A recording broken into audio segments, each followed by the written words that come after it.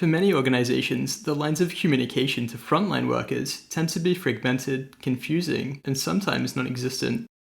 With iAuditor, you can create heads-ups to guarantee simple knowledge sharing and acknowledgements. In this tutorial, we'll be taking a look at how to view heads-ups via the iAuditor mobile app.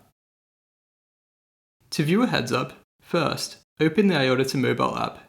If you already have the app open, tap Home at the bottom of your screen. Within Home, you'll find heads-ups that are assigned to you at the top of your screen.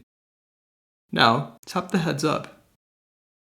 In the pop-up window, you can view what's been communicated to you in the title, the description, and any media attachments.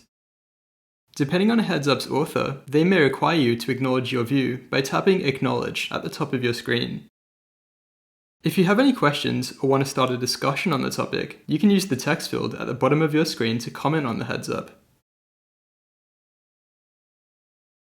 Also, for accountability purposes, you can view the number of people who have viewed and acknowledged the heads-up.